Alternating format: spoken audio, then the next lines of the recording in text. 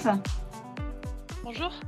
J'ai l'impression que nous sommes déjà nombreux. Oui, je vois, on arrive à bientôt 25.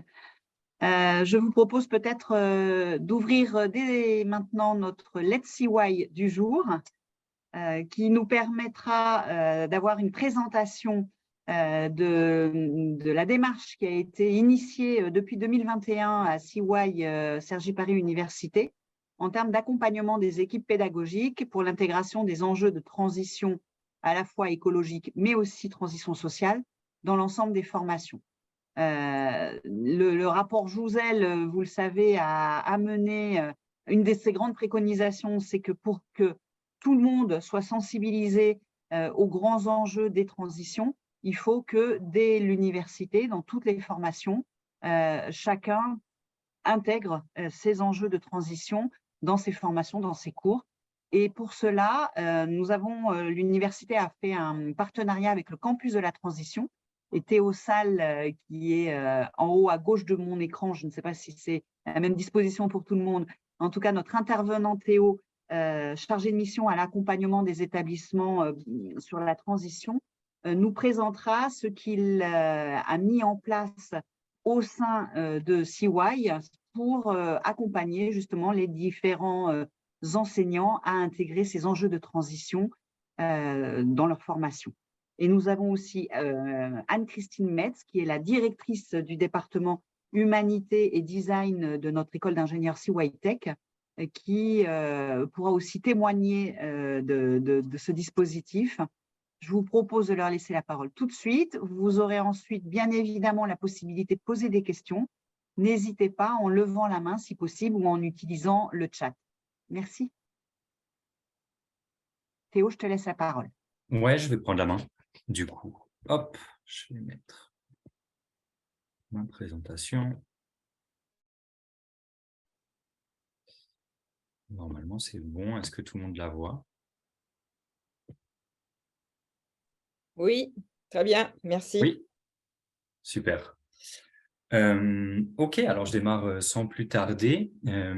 Effectivement, comme ça a été rappelé, donc je travaille pour le Campus de la Transition, qui est une association qui a pour vocation d'accompagner l'enseignement supérieur justement dans l'intégration des enjeux de transition écologique dans les formations, qui pour ça fait une méthodologie qui est sortie et présentée dans un livre qui s'appelle le Manuel de la grande transition notamment, et qui a été appelé par du coup l'université CY Cergy Paris pour les accompagner justement dans le déroulement de la transformation des formations. Donc l'objet de ce Let's CY, ça va être de revenir sur justement vraiment l'accompagnement d'équipes pédagogiques, puisque j'ai avec moi Anne-Christine, qui est la directrice du département HED, qui est l'équipe pédagogique qu'on a accompagnée du coup depuis 2021 on va voir sur quoi justement. Pour démarrer, juste avant de laisser rapidement la parole à Anne-Christine pour présenter l'équipe HED, pour démarrer, je vous propose ici une vision de ce que c'est que la transition écologique et sociale pour qu'on partage tous la même définition pour démarrer, et quand on va parler de transition, pour qu'on soit tous bien sûrs de ce dont on parle. Donc, quand on parle de transition écologique et sociale, nous, on va parler de stratégie de transformation, à la fois des modes de production, des modes de transport, de consommation, également de la gouvernance, de comment tout ça se gouverne, et des modes de vie, pour créer des sociétés durables, désirables et équitables. Et donc, ça va soulever tout plein d'enjeux de société sur quels modèles économiques, quelles organisations sociales, quelle mobilité, quel numérique, etc., etc. Donc voilà, juste pour démarrer, histoire qu'on soit tous au clair là-dessus. Donc, je vais vous présenter l'accompagnement qui a été fait de l'équipe Humanité et Design. Peut-être avant de faire ça, Anne-Christine, si tu pouvais présenter l'équipe rapidement, dire combien vous êtes, quels sont les enseignements que vous proposez, etc. Est-ce que tu es là, Anne-Christine? Je t'ai vu tout à l'heure. Oui, mais... oui. Excusez-moi, je n'avais pas activé mon micro. Vous m'entendez? Oui. Ok. Donc, le département Humanité et Design au sein de CYTech, qui est l'école d'ingénieurs, regroupe différents départements d'enseignement non disciplinaires, puisque je vous rappelle, CYTech, c'est plusieurs spécialités, BTC, génie civil, maths et informatique. Et on intervient de façon complètement transverse auprès des étudiants sur des enseignements qui sont, à notre sens, de l'ordre de la culture de l'ingénieur, au travers des sciences humaines et sociales, avec un spectre communication, un spectre relations humaines au travail, relations interpersonnelles, un département de langue, un département de design, puisque pour accompagner cette transition nécessaire des ingénieurs, on s'appuie sur la méthodologie du design qui va apporter, en plus des autres enseignements, une vision systémique de la mission de l'ingénieur qui doit prendre en considération différentes thématiques pour pouvoir répondre au mieux aux besoins de ses clients. Et on aborde également les thématiques d'éthique, donc langue, éthique, relations humaines et sociales, sciences humaines et sociales. Et on représente entre les campus de Cergy et Pau une équipe d'une vingtaine de personnes, une vingtaine d'enseignants. Super, merci pour cette présentation. Donc, c'est cette équipe avec laquelle on travaille depuis 2021 sur comment faire pour intégrer vraiment profondément ces enjeux de transition dans le cursus. Donc, comment est-ce que ça a démarré? La première phase de travail donc, sur l'année 1 a été déjà de connaître cette équipe, de les rencontrer, d'essayer de comprendre comment eux fonctionnaient et de faire comprendre comment le campus appréhender les choses sur ces questions de transition écologique et sociale. Donc, comment ça s'est déroulé concrètement? 4 ateliers de février à juin 2021. Bon, on était dans un contexte Covid, donc tout s'est fait à distance dans un premier temps, à l'aide d'outils numériques. On a travaillé beaucoup sur un tableau virtuel qui était accessible en ligne. Et pour vous présenter du coup comment est-ce qu'on a séquencé ces différents ateliers, pour démarrer, c'est un peu comme ce que j'ai fait là. L'idée était d'appréhender avec l'équipe la notion de transition écologique et sociale, de commencer à identifier les UE qui pouvaient ou qui participaient déjà ou qui pouvaient participer à cet apprentissage-là. Ensuite, on a travaillé plutôt sur l'approche de la méthodologie Fortes, qui est la méthodologie dont je vous ai parlé tout à l'heure, développée par le campus de la transition dans son manuel de la grande transition.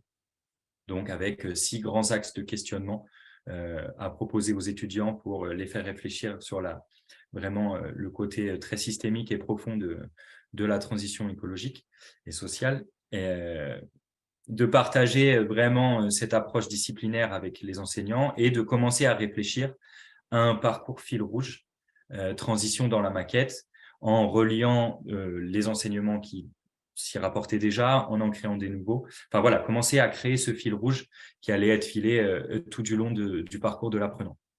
Ensuite, on a également présenté la pédagogie tête corps cœur, qui est une pédagogie utilisée par le campus de la transition, mettant à la fois en œuvre des connaissances vraiment très profondes, enfin des connaissances plutôt côté cerveau, mettant en mouvement les étudiants et les apprenants dans leur apprentissage et faisant état justement de comment ils se sentent les étudiants et les apprenants suite à tous les concepts qui leur sont présentés, vraiment en revenant vraiment beaucoup sur le côté émotion.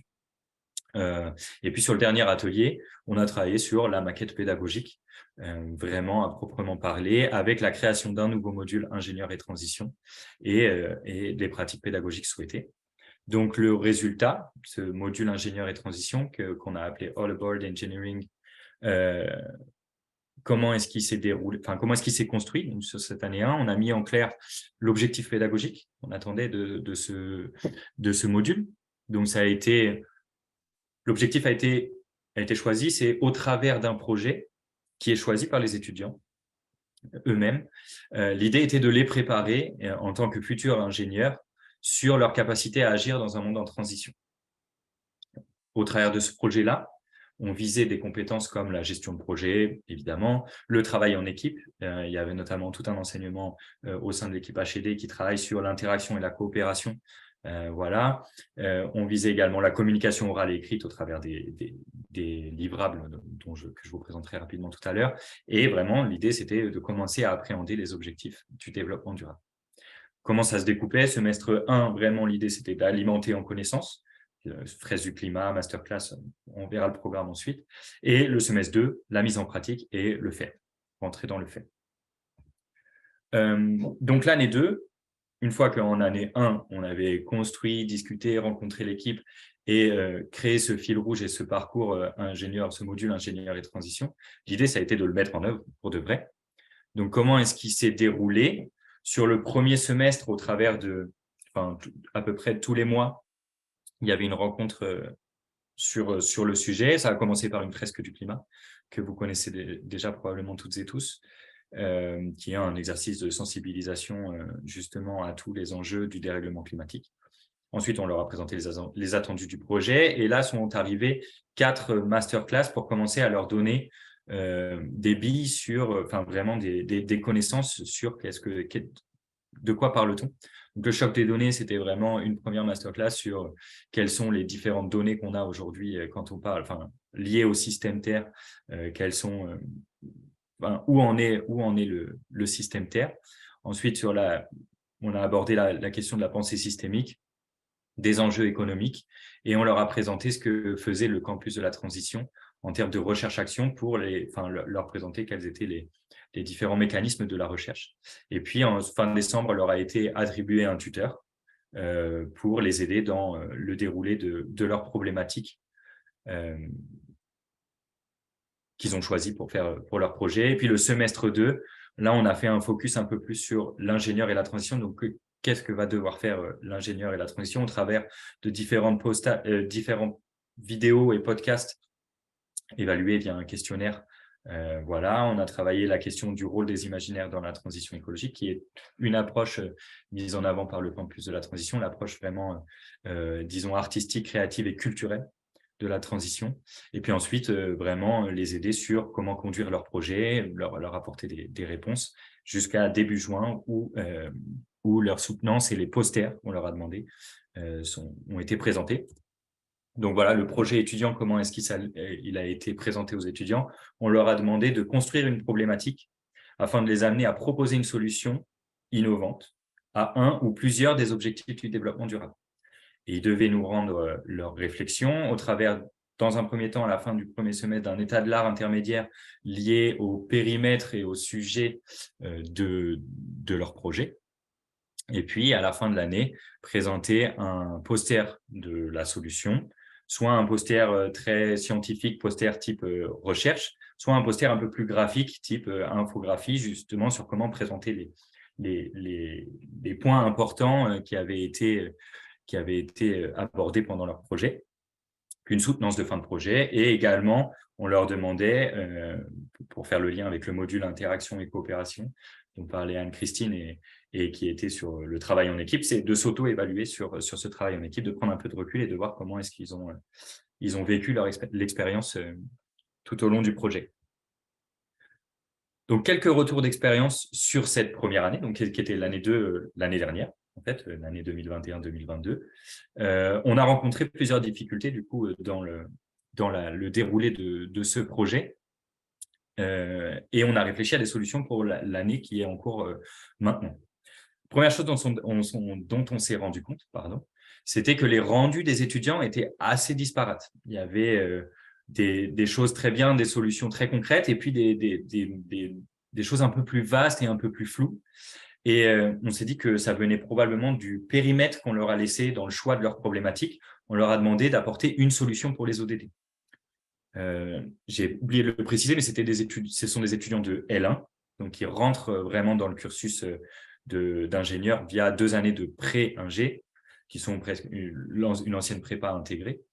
Et donc, c'est des tout jeunes qui ont 18 ans et on leur a demandé de trouver une solution pour les ODD et pour répondre aux ODD. Et du coup, des fois, on se retrouvait avec des problématiques vraiment très, très larges, style comment résoudre le problème de la faim dans le monde. Et ça, c'était pas pour des étudiants si jeunes et même pour n'importe qui, c'est une question à laquelle on ne sait pas répondre aujourd'hui. Donc, ce qu'on a décidé de faire pour cette année, c'était de resserrer vraiment les sujets de projet en proposant nous-mêmes aux étudiants des problématiques et des sujets de projet que nous, Campus de la Transition, avons rédigés. Pour qu'ils puissent avoir une liste de sujets finalement à choisir, et on sait qu'ils vont partir sur un périmètre qui est plutôt cadré. Et donc, ils vont pas avoir tout ce temps de flou où ils vont réfléchir à un état de l'art sur résoudre la faim dans le monde, ce qui est compliqué. Du coup, en plus de ça, on a décidé de faire un vrai cadrage des tuteurs via un livret tuteur dont on reparlera tout à l'heure et qu'on a construit pour que les tuteurs soient vraiment en mesure de répondre aux étudiants sur le choix de leurs problématiques. La deuxième chose dont on s'est rendu compte, c'est que entre certaines masterclass et le projet des étudiants, il pouvait manquer de lien. Donc, les étudiants pouvaient ne pas comprendre pourquoi est-ce qu'on venait parler de cette masterclass et qu'est-ce que ça pouvait leur apporter pour le projet. Donc, ce qu'on a décidé de faire cette année, c'est que chacune des masterclass viendra se clôturer par un temps en équipe. Donc, en équipe projet, les étudiants devront répondre à 2-3 questions qu'on aura préparées en amont, nous, et qu'on leur a mis à disposition dans un carnet de bord. Des questions vraiment destinées à faire le lien entre ce qu'ils viennent d'entendre et leur projet. Par exemple, pour la première masterclass qui a eu lieu sur le côté systémique de la transition écologique, donc en fait, l'appréhension de toutes les limites planétaires et l'appréhension des limites planétaires, par exemple, on leur a demandé d'essayer de choix, en fonction du choix de projet qu'ils avaient fait, d'essayer de voir quelles limites planétaires le domaine ou le domaine de leur projet venait questionner. Enfin, pas questionner, mais avec quelles limites planétaires ils étaient en train de manipuler finalement. Pour continuer, on s'est rendu compte que c'était difficile aussi d'impliquer les étudiants pendant ces masterclass car elles n'étaient pas validantes. Donc, on a décidé maintenant de créer un quiz en début de chaque masterclass sur la masterclass précédente pour valider les acquis de la masterclass précédente. Et les notes de ces quiz rentreront dans la note finale du projet. Puis on est aussi sur un format avec des grands amphis de 200 étudiants. Donc, c'est difficile de créer une émulation. On s'est rendu compte de ça vraiment l'an dernier. Bon, ce qui n'est pas très étonnant, mais on a essayé pour cette année vraiment d'inclure au maximum, et pour les intervenants qu'on fait venir sur les différents sujets, de leur demander d'inclure au maximum la participation des étudiants pendant le cours via des questionnaires ou même des petits exercices à faire au sein de leur groupe. Voilà. Donc ça, c'est le module qu'on a construit, mais ce n'est pas la seule chose qu'on a fait avec l'équipe HED. On a aussi, en parallèle de la création ou même à la fin du module l'année dernière, essayé de travailler avec l'équipe sur cette question de l'approche par compétences et de faire le lien entre l'approche par compétences justement et les questions de transition écologique. Donc de s'inscrire dans la réflexion qui avait déjà lieu au sein de l'équipe sur l'approche par compétences, mais tournée transition écologique. Donc, on s'est donné comme objectif de ces ateliers de travail de fin d'année de rendre l'équipe HED actrice de l'intégration et de l'enseignement des enjeux de transition écologique dans la maquette pédagogique via l'approche par compétences, avec 2 grands objectifs d'apprentissage, à la fois identifier les leviers d'action dans les maquettes existantes et futures, et en même temps d'adapter ce projet et cette UE qu'on venait de construire. Donc, comment se sont déroulés les ateliers? Sur 4 demi-journées, 2 demi-journées d'apport de contenu sur les enjeux pédagogiques, vraiment l'enjeu pédagogique de la transition écologique, et une première demi-journée sur le travail en équipe sur la maquette avec la détermination de compétences en lien avec la transition dans la maquette et quelles sont les compétences qui sont déjà validées par la maquette, quels sont les manques. Et la deuxième demi-journée, donc quand on a écrit Forge, c'est à Forge, c'est au campus de la transition qui est un lieu vraiment où est incarné le lieu et qui héberge l'association donc en banlieue parisienne, pas loin de Fontainebleau. Et donc sur cette deuxième demi-journée, le mardi 28 juin à l'après-midi, on a fait un travail de prospective sur en 2025, si l'équipe HED était reconnue dans toute la France entière pour le module qu'elle venait de créer, quels étaient les éléments marquants de ce module-là et comment est-ce qu'on pouvait, en 2022-2023, faire des premiers petits pas pour tendre vers cette idée. Donc, voilà les ateliers qu'on a menés à la fin de l'année. Et donc, ça, je vous ai mis rapidement un extrait du tableau qu'on a construit avec eux sur cette question des compétences. Les macro-compétences HED, c'est des compétences qui étaient déjà présentes et qui étaient issues de leur travail qui avait déjà été mené sur cette approche par compétences. On est venu rajouter des compétences en lien avec la transition, donc la deuxième colonne, que nous, Campus de la transition, derrière, on a cherché à préciser pour les aider en fait à voir ce qui se mettait derrière chacune de ces compétences et de leur apporter aussi des ressources associées pour que si jamais ils voulaient travailler des nouveaux cours ou autres, qu'ils aient de la ressource et une bibliothèque pour aller chercher les différentes ressources.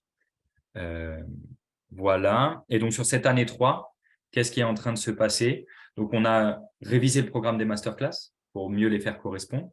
Donc, on est en cours là de dérouler. Il y a eu une masterclass pour l'instant qui a été faite. La deuxième arrive le 16 janvier, il me semble. Avec l'idée de faire beaucoup plus de liens avec le projet, mais également l'idée de co-construire avec les enseignants de l'équipe HED, de co-construire ces masterclass avec les enseignants, parce que le campus de la transition n'a pas vocation à rester indéfiniment dans l'équipe. Et du coup, l'idée, c'est de rendre autonome l'équipe HED dans la tenue de ce programme et de ce module transition. Et donc, chacune des masterclass est en binôme, se construit en binôme avec un membre du campus et un membre de l'équipe HED.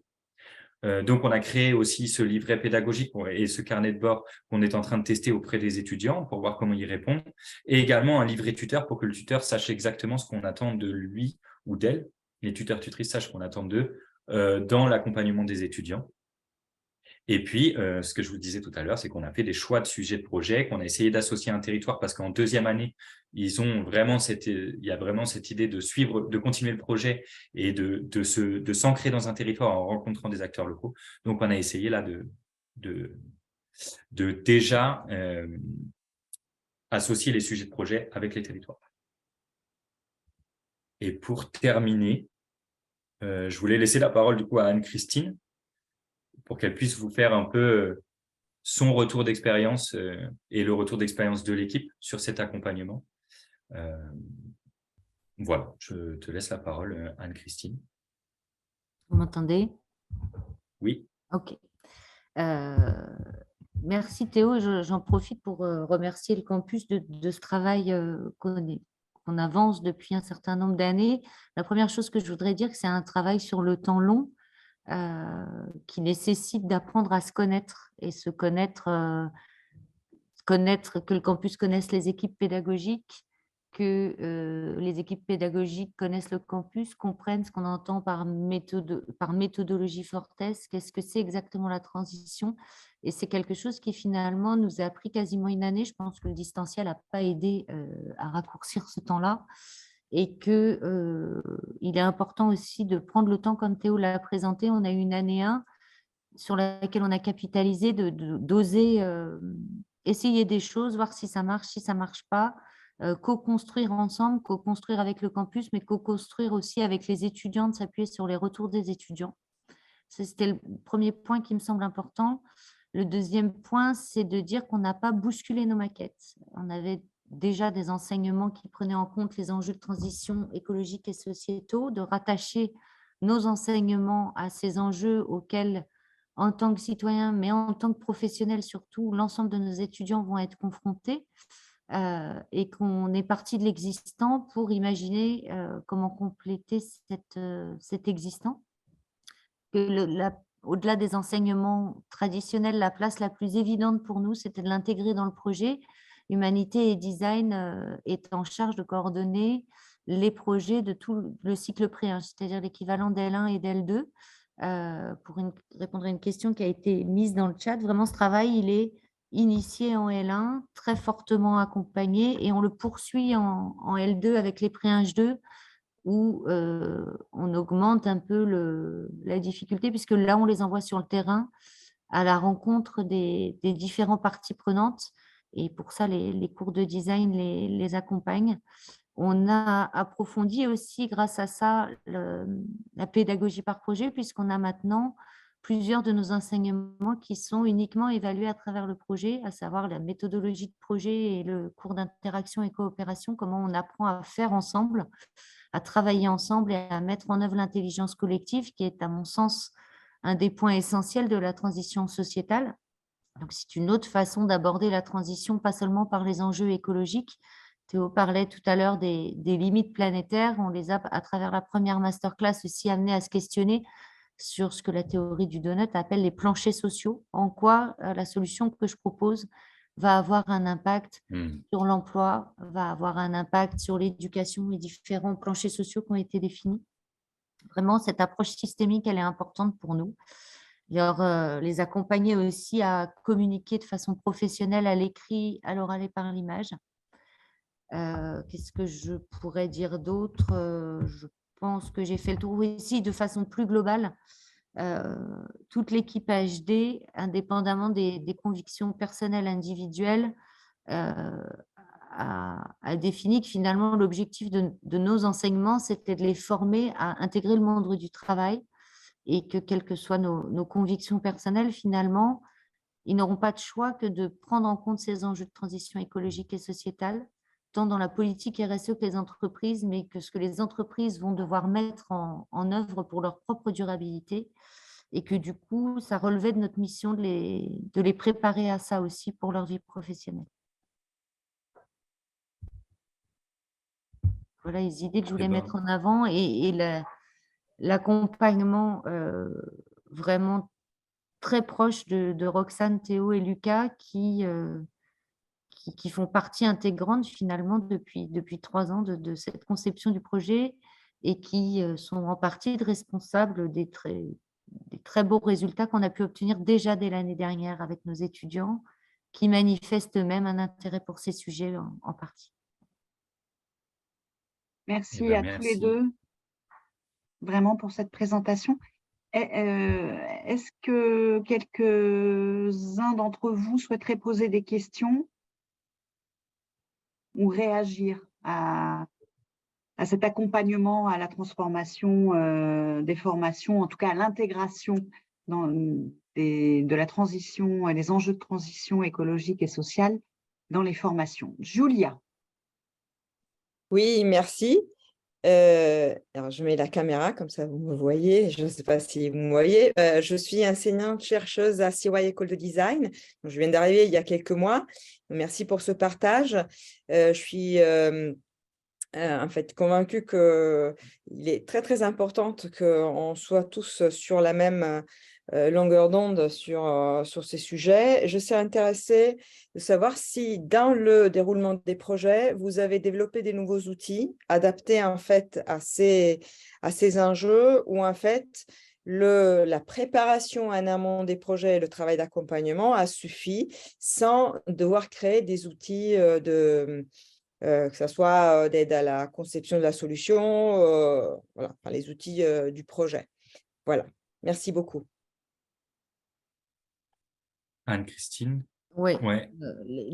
sur la conception même du projet et l'approche méthodologie projet, mais je ne sais pas, Julia, si ça va répondre à la question, par le biais des enseignements design, d'acquérir une méthodologie, des fiches outils, c'est un premier outil qu'on peut leur donner. Je pense qu'en termes d'outils, le carnet de bord, de façon générale, est très important pour les étudiants. On l'appelle carnet de bord, mais on pourrait l'appeler aussi portfolio, finalement, d'avoir des traces de leur réflexion, des traces de leur recherche. Qu'est-ce qu'on retient de ces masterclass, finalement, qui viennent émailler, donner de l'apport très direct sur les problématiques de transition. Qu'est-ce qu'on en fait? Et quand Théo parlait de l'approche tête, corps, cœur, finalement, qu'est-ce que ça nous fait tout ça? Parce qu'on ne peut pas mettre les émotions de côté sur ce type de sujet. Comment on sent, qu'est-ce qu'on en fait et quel lien on fait de tout ça en équipe? Le carnet de bord, il est un carnet de bord d'équipe et pas un carnet de bord individuel. Donc voilà, on a quelques outils comme ça qu'on est en train de tester. Peut-être on va en découvrir d'autres au fil de l'eau si des gens veulent nous apporter des idées ou partager de l'expérience d'outils qu'ils ont mis en œuvre et qui pouvaient apporter encore plus d'accompagnement aux étudiants. Les étudiants, ils sont accompagnés d'un tuteur aussi qui peut de son côté apporter des outils et l'outil du tuteur, c'est le carnet de… Le livret de tuteur. Pour que le Et tuteur soit nous, bien Campus de la Transition. ouais, qui est fait par le Campus de la Transition l'année dernière. Les tuteurs, on avait beau avoir mis en place des cadrages, on s'est aperçu que ce qu'on avait fait n'était pas suffisant. Donc là, on va donner des outils aux tuteurs pour qu'ils sachent ce qu'on voit en cours, en tout cas les cours qui sont évalués au travers du projet, ce qu'apportent les masterclass pour que le tuteur puisse vraiment les guider dans leur réflexion. Est-ce que Julia, ça répond à la question? Tout à fait. Merci beaucoup, Anne-Christine. Merci. Pour compléter du coup rapidement, oui, les tuteurs vont du coup avoir ce rôle aussi de vérifier que les étudiants prennent bien le temps d'assimiler, de remplir leur livret pédagogique, puisque justement dans leur carnet de bord même, puisqu'à la fin, on leur demande de faire cette digestion, si je puis dire, de ce qui s'est passé pendant les masterclass.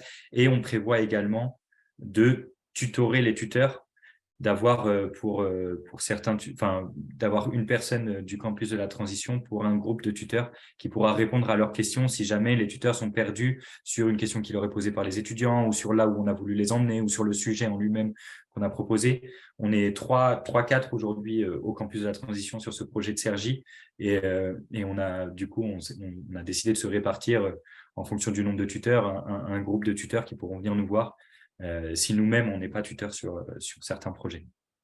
Sachant qu'on a introduit l'année dernière, en termes de tuteurs, les profils des tuteurs, c'est soit des enseignants, qu'ils soient d'HD ou d'ailleurs, c'est ouvert à tous les enseignants. C'est aussi des gens de l'extérieur, des professionnels qui sont intéressés à tutorer. Et on a ouvert ça également aux ingénieurs deuxième année.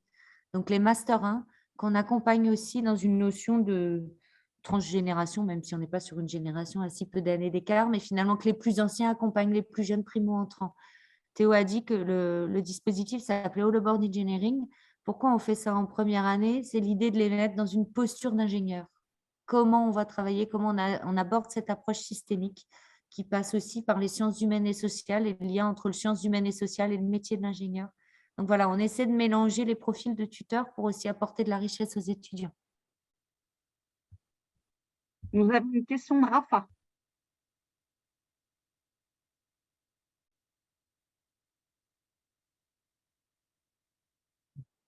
Il faut mettre le micro, Rafa, on ne t'entend pas. Bonjour, je suis Rafa. Excusez-moi.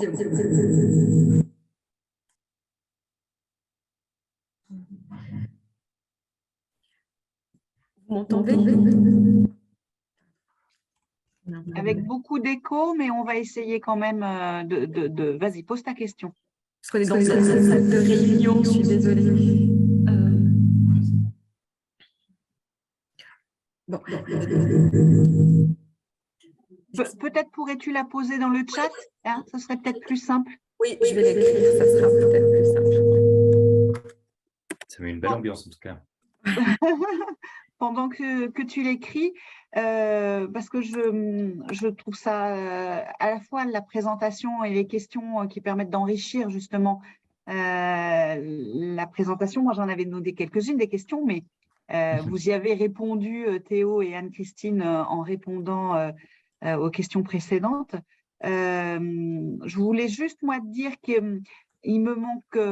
J'aurais aimé pouvoir avoir une présentation des projets sur lesquels ont travaillé les étudiants, mais je pense que ça mérite beaucoup plus de temps et qu'il faudra peut-être faire un prochain Let's See Why consacré à la présentation de projets des étudiants quand ils seront peut-être dans une forme un petit peu plus aboutie aussi. Ce qu'on peut vous proposer, c'est à la fin de l'année, parce qu'évidemment, on évalue, on est dans un contexte académique, mais une fois qu'on a fait cette évaluation, on organise un événement qui s'appelle les coups de cœur du jury, des jurys d'évaluation, et un événement où on présente les projets coups de cœur et où une espèce de concours finalement pour élire les projets les plus originaux, les plus ancrés dans la transition. On a plusieurs catégories.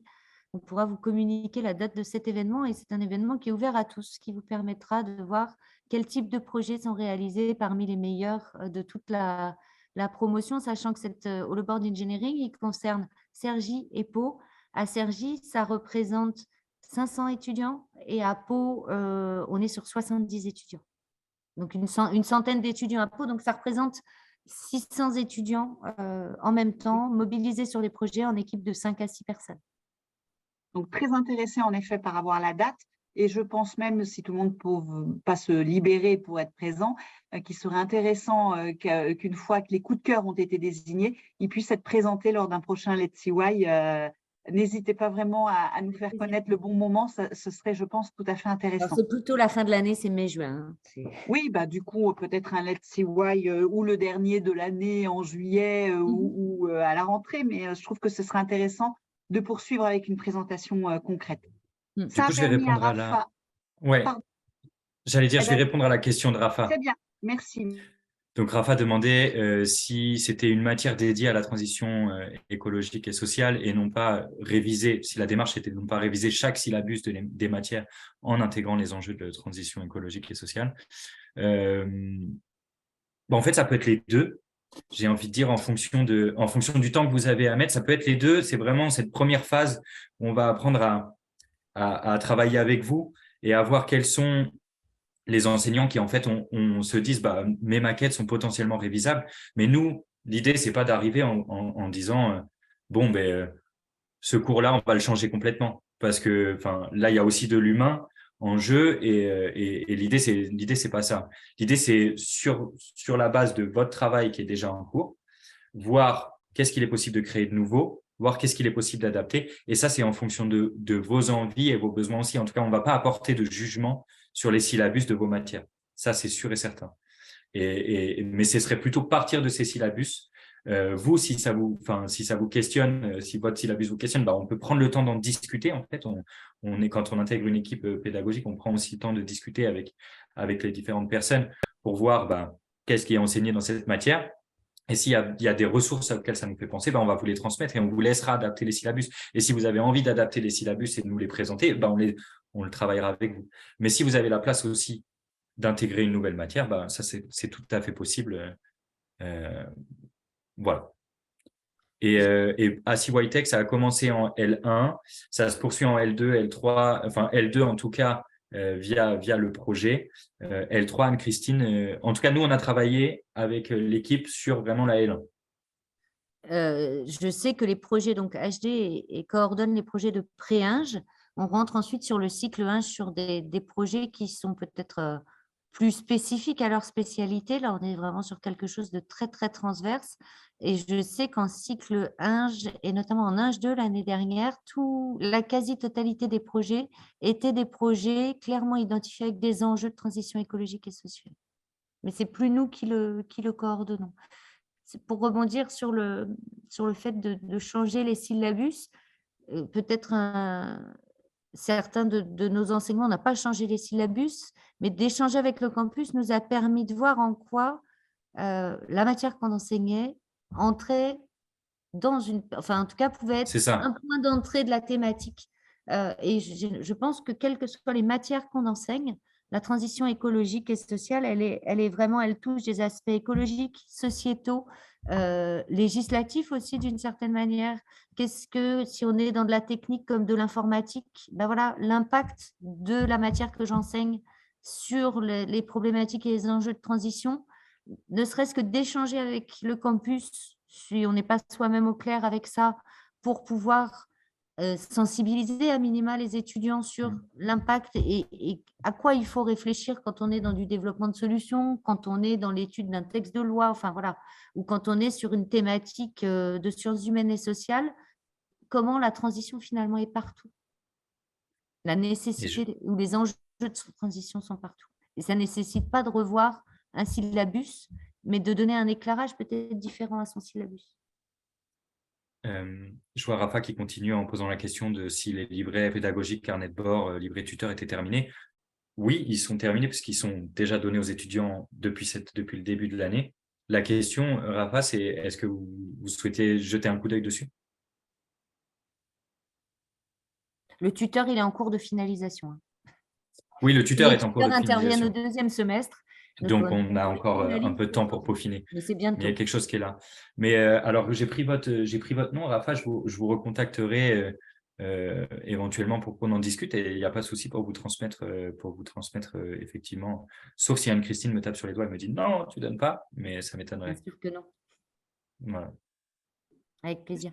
Avant de terminer, l'information donnée par Hervé, en effet, qui me semble importante à mettre en lumière, qu'en complément de cette démarche, nous faisons, nous, de notre côté, une cartographie des formations pour savoir quelles formations sont déjà inscrites sur la transformation à la transition.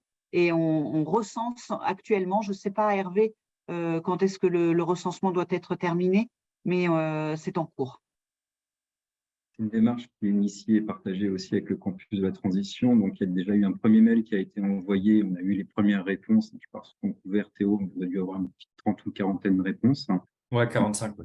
Voilà, on va également faire un mail de relance. L'objectif, c'est effectivement d'avoir cette cartographie qui nous permettra aussi de pouvoir avancer sur l'identification de ce qui existe ou au contraire les questions qui se posent, parce que derrière, il y a aussi un dispositif d'accompagnement qui est prévu.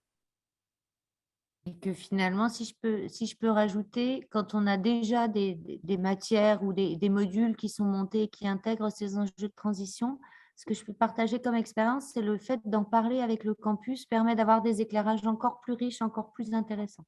Donc, c'est pas, ça existe déjà. On peut encore transformer les choses, pas dans le contenu, mais dans l'éclairage qu'on peut lui donner.